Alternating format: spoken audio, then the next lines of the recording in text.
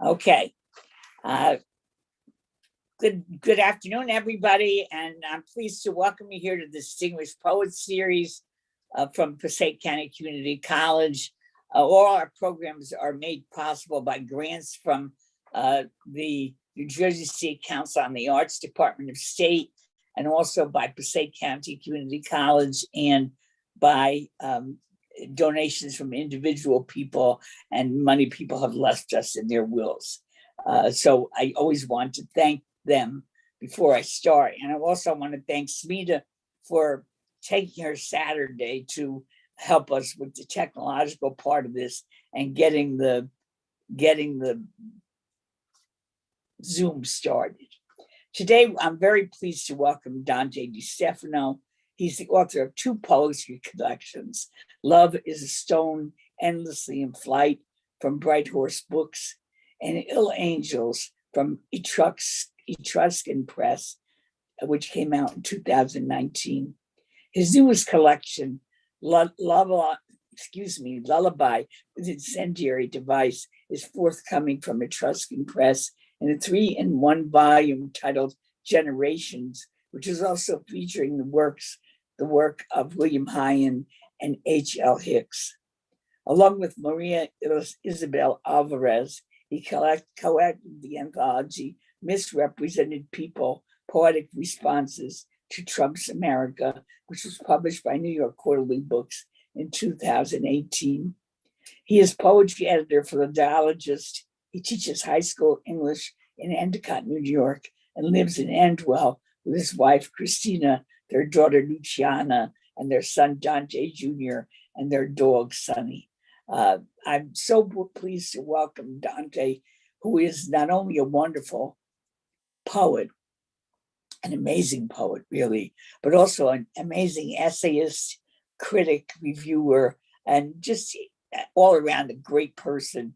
And I love the bravery of his poems, and I love the specificity of them, and I'm really pleased to present them to you here today. Let's welcome Dante Stefano. Thank you so much, Maria. It's so great to be with you all today. And I can't thank enough Maria Mazziotti Gillen for all she's done for poets and for poetry through the Patterson Poetry Center, through her work at Binghamton University, and her work throughout different communities across the United States. She's the greatest teacher and poet that I know, and I'm always happy to be with her, even if only via Zoom today. So thank you again, Maria. Thanks, Dante. And I want to see if I can get you on speaker view, but I'm having trouble. Of course, I can't do it. Oh, well. Go ahead, Dante. See if you can get yourself on speaker view. Okay. I don't think I can do that. Smita, can you get him on speaker view? All right, just read. Okay. Your poems will transform things anyway. Okay.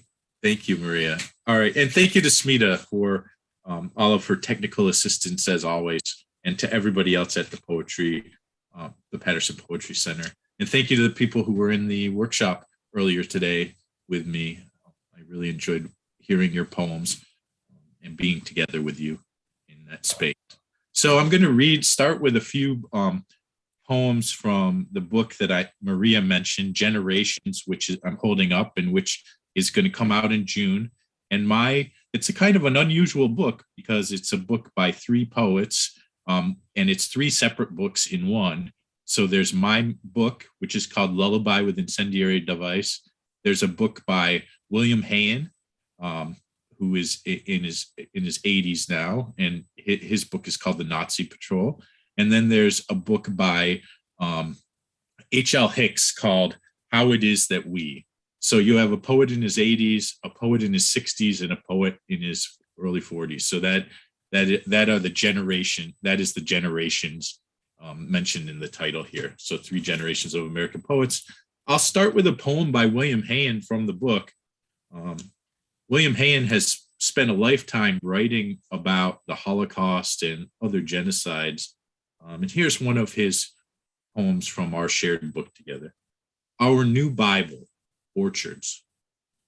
I've now read in burned books of the murdered brought to orchards in Ukraine, Nigeria, Germany, Russia, Iraq, sometimes shoveled in, sometimes bulldozed under, sometimes just dumped and left to rot, abandoned to animal and insect.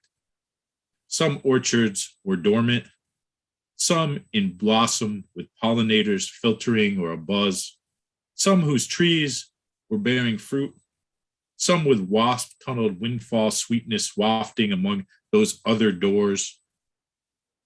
I no longer, do you, drive past American orchards without wondering where next. Kind of an ominous poem about the current situation in America, but also beautifully rendered by a poet who has spent a lifetime writing about difficult subject matter. I'll read one other poem from the collection. This one is by H.L. Hicks, and H.L. Hicks, Harvey Hicks is his first name, is a poet who lives in Wyoming and has been writing for a long time to great acclaim. He's best known for his book Chromatic, that was a finalist for the National Book Award several years ago. But here's a poem called What Precautions Does the Situation Require? I keep a backpack by the door, enough food and water for a week, a blanket, a change of clothes, a jacket, cap, and gloves, folded tarp, Swiss Army knife, a flashlight. I've been reading Pasts, The Decline and Fall, The Origins of the Second World War, and Futures, The Handmaid's Tale, The Road, The Parable of the Sower. I do what isn't doing while I wait. I've downloaded plans to build a birdhouse, peak-roofed with a discarded license plate. I'm taking piano lessons and voice. I pick up litter along the interstate. I'm teaching myself to draw the human face. So from that poem, you can, and that's a sonnet, you can tell that this book is really about, written in and out of the present era of political uncertainty and the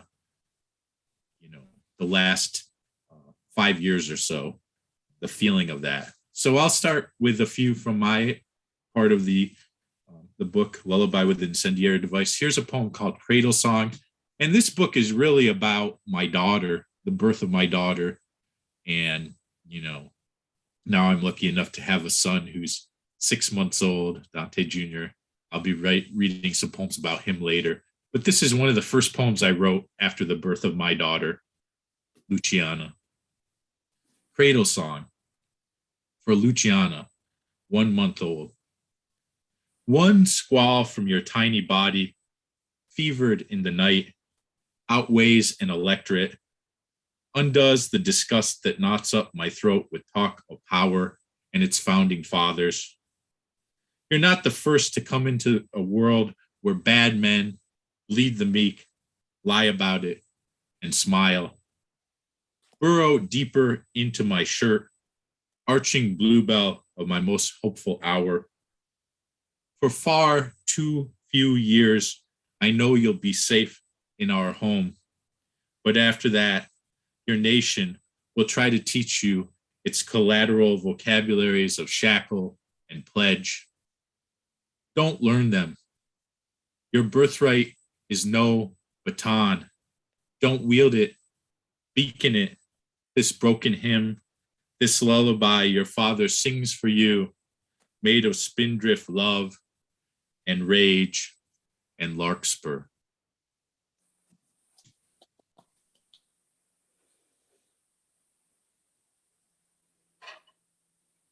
I'll read you another poem from the same book for my daughter. I've been writing many poems about climate change, and this is one of those. And it begins with a quote from Miguel Hernandez, the great Spanish poet, the poet who was imprisoned in Franco's jail and received a letter from his wife telling him that she and their son, who was a newborn, didn't have anything to eat, and that she was subsisting on onions alone. And so he wrote this poem called Lullaby of the Onion. It's a beautiful poem, and it was translated beautifully into English by Robert Bly, who of course has recently passed away and mourned his loss. Maria Gillen also has a poem, of an old poem called The Onion for Robert Bly, which is a beautiful poem that I suggest you look up and read. It's in her collected poems. So check out The Onion by Maria Gillen. Great poem. And check out Miguel Hernandez's Lullaby of the Onion. It's widely available on the internet if you haven't read it. My 18-month-old daughter talks to the rain as the Amazon burns. Lark of my house, keep laughing. Miguel Hernandez. This little lark says hi to the rain. She calls river as she slaps the air with both wings. She doesn't know pine from ash or cedar from linden. She greets drizzle and downpour alike. She doesn't know iceberg from melt. She can't say sea level rise, glacial retreat, doesn't know wildfire, greenhouse gas, carbon tax or emission, does not legislate a fear she can't yet feel, only knows cats and birds and small dogs in the sway of some tall trees make her squeal with delight. It shakes her tiny body, this thrill of the live electric sudden, the taste of wild blueberries on her tongue, the ache of thorn prick from blackberry bush. Oh, dear girl, look here. There's so much to save. Moments, ladybugs, laughter, trillium, blue jays, arias, horizon's pink hue. We gather lifetimes on one small petal. The river's our friend, the world an atom. Daughter, another name for hope, rain, change, begins when you hail the sky, sun, and wind, the verdure inside your heart's four chambers, even garter snakes and unnamed insects in the underbrush, as you would a love that rivers high, high. So that, again, that's a poem for my daughter, Luciana. And I will read one more poem from this anthology. This book that's coming out in June. Maria mentioned that I make my living as a high school teacher, and this is a poem that I wrote about being a high school teacher. It's called Prompts for High School Teachers Who Write Poetry. Prompts for high school teachers who write poetry. Write about walking into the building as a new teacher. Write yourself hopeful. Write years pass. Write it again. Write years pass. Write a row of empty desks. Write the face of a student you've almost forgotten. He's worn a Derek Jeter jersey all year. Do not conjecture about the adults he goes home to or the place he calls home. Write about how he came to you for help each October morning his sophomore year. Write about teaching Othello to him. Write wherein of antries vast and deserts idle, rough quarries, rocks, and hills whose heads touch heaven. Write about reading his obituary 5 years after he graduated. Write a poem containing the words common, core, differentiate, and overdose. Write the names of the ones you will never forget: Jenna, Tiberius, Heaven, Megan, Tanya, Kingsley, Ashley, David. Write Mari with nobody's baby tattooed in cursive on her neck, spitting 16 bars in the back row as Little White Mike beatbox candy shop and the whole class exploded. Write about Zuli and Nellie, sisters from Guatemala, upon whom 1,000 strange new English words rained down on like hail each period. and who wrote the story of their long journey on La Bestia through Mexico for you in handwriting made heavy by the Yaquis and Ayers, ached in their knuckles, hidden by their smiles. Write an ode on loose leaf, write elegies on the nub nose of a pink eraser, carve your devotion from a number 2 pencil, write the uncounted hours you spent fretting about the ones who cursed you out for keeping order, who slammed classroom doors, who screamed, "You are not my father," whose pain unraveled and broke you, whose pain you knew. Write how all this added up to a life. So that's my poem from my this is my 15th year teaching in a public high school. And that poem covers about the first 10 years. It's been a strange couple of years as a high school teacher in this pandemic. But those are all poems from Generations, which is coming out in June. So if you're interested, check that out. I'm going to read a few new poems for you. And I'll read one poem from my book, Ill Angels, too. I'll read the first poem. And this is a poem from my high school years, so it kind of fits with that last poem. I've spent a lot of my life in high school. I never thought that would be the case, but this is a poem from when I was 17 and I was very serious, and I spent a lot of time reading the Russian writers, particularly Dostoevsky, and I loved the melodrama of Dostoevsky and the grandeur of and the passion of the worlds he opened up for me, and these characters, these brothers who are trying so desperately to understand love and the meaning of life. And I was swept up in all of that. And I still remember it fondly. Those novels shaped me in profound ways. And one of the characters in the novel, The Brothers Karamazov, is Dmitry Karamazov. He's a character who is trying to learn how to love, I would say. That's one of the things he's trying to do. And so I invoke him in this poem. And this is really a poem that you don't need to know Dostoevsky to understand. It's really more of a poem about being a teenager, evoking that atmosphere. So reading Dostoevsky at 17. In those days, my dreams always changed titles before they were finished.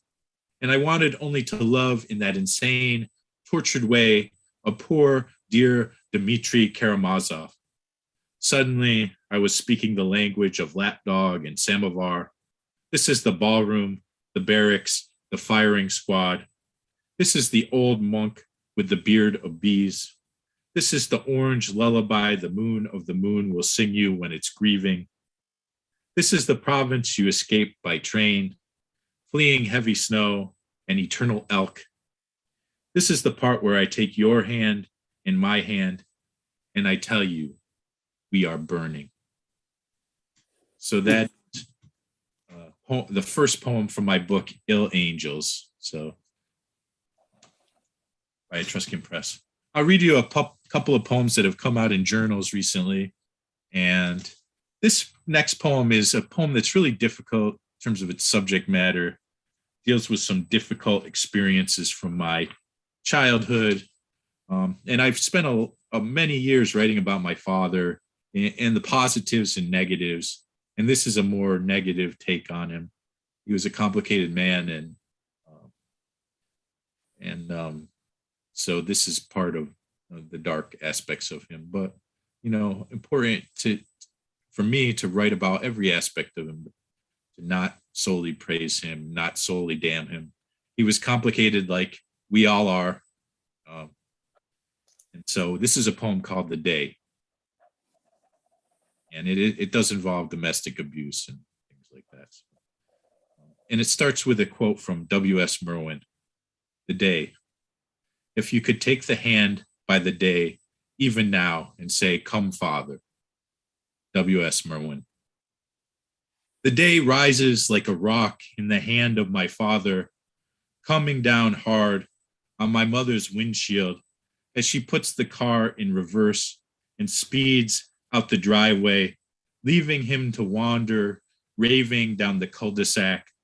The day I learned the language of spider web cracks on glass, and how to remain mute in front of social workers, how not to relate the interior fluencies of rage and other undertows I prayed myself into each night under the covers, sleeping on the floor so I wouldn't be dragged out of bed before the day could come and choke me into the silence mantling me in school bus and classroom. There were so many days like that one, days flowering kicks, cut knuckles, and elbows, fists, and curses, knees and teeth, and fuck you, bitch, and slut, and fat cunt. The day grew spikes on its back and gilled itself with despair, the fog pawing my light. And still I prayed and wondered why my mother wouldn't leave him, why love punched holes in drywall, broke dinner plates, took a baseball bat to bedposts and TV screens. But it was more complicated than all that. The day they took my father in, drugged him, and put him in the psychiatric wing, where we saw him for an instant, my brother and I. He was shrunken and so frail we barely knew him. Decades later, the days I spent with him have accrued a murky sheen of sorrow and disgust I try not to dwell on for the sake of my daughter and my wife. I say, let's make the day a brocade, a rocking horse, a bird on the highest power line, the good milk of being born anew. So that was some of the difficulty that really that wounded me into poetry in a lot of ways. And I found great refuge in my early years from reading, and whether it be comic books or the pages of Robert Louis Stevenson, and later the poetry of Tennyson and Dylan Thomas, and the words of Dostoevsky and Kafka and many other great writers really helped me through some of those difficult experiences that many of us have had in our lives. So I've only recently started writing about some of that. I don't intend to write a lot of poems about that stuff, but that was one that was necessary for me to write. So thanks for letting me share that with you. I'm going to end with two poems.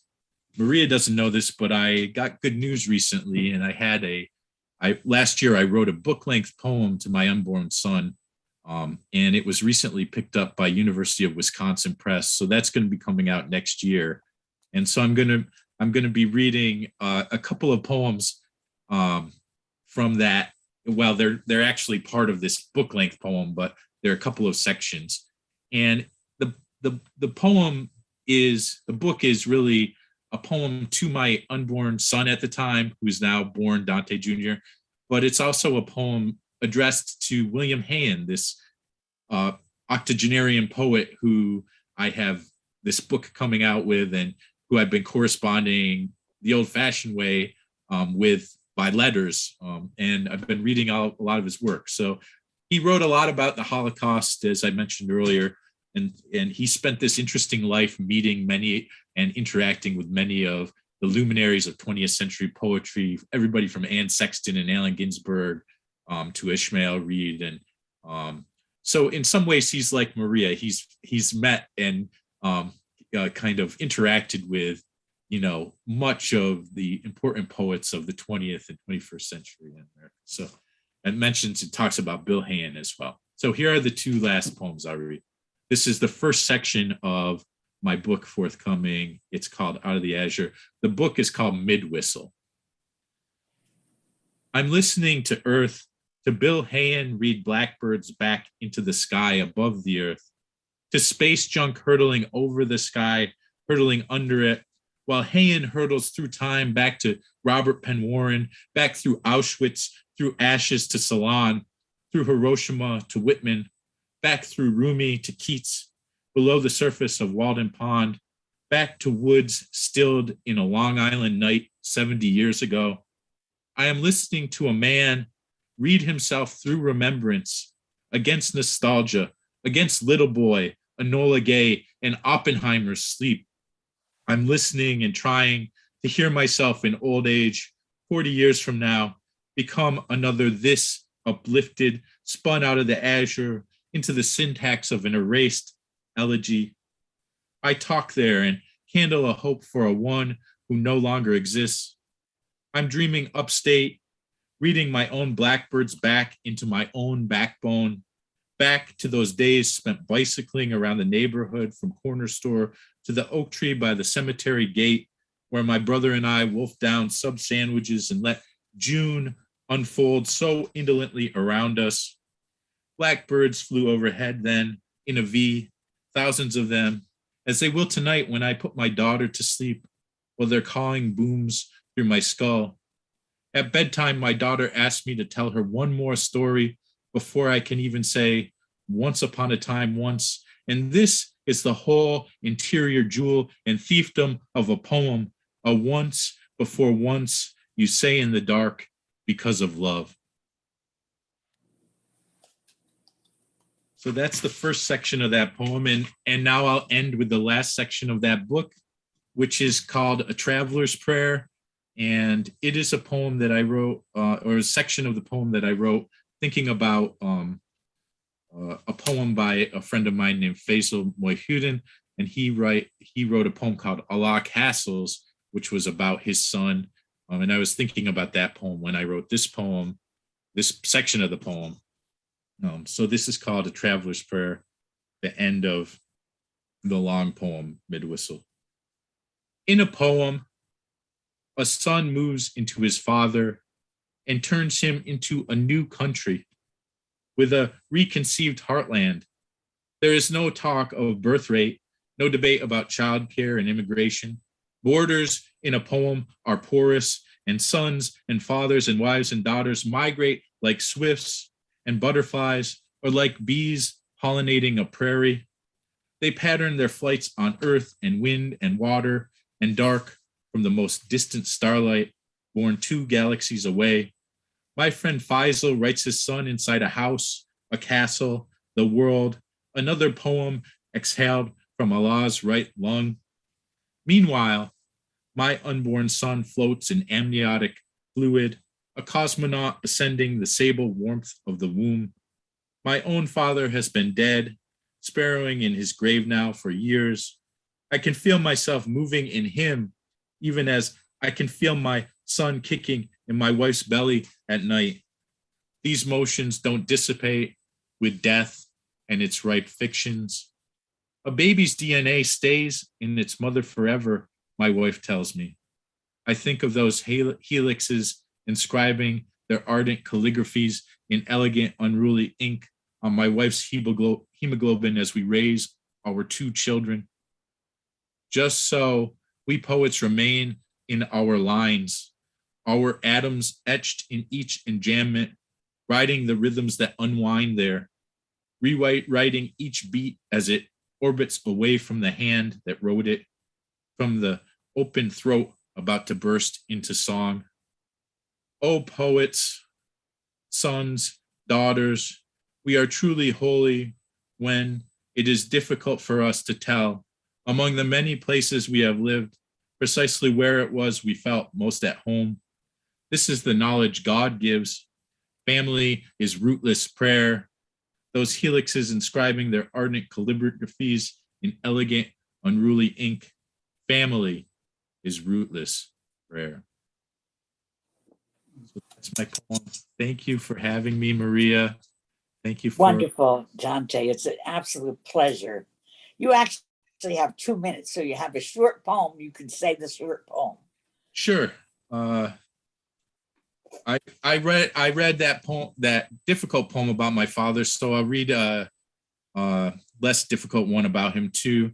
This is from my first book. It's called The Orchard Keeper. My father wanted to be an apple orchard. To this end, he spent 30 years tortured by the hum of letter sorting machines which shuffled neither rain, nor sleet, nor snow, nor hail, until his face assumed the sheen of a red delicious whose sorrow the worm only knows. Wonderful, Dante. You are amazing. I'm glad to hear about the Wisconsin book. That's a great first for you, and well deserved.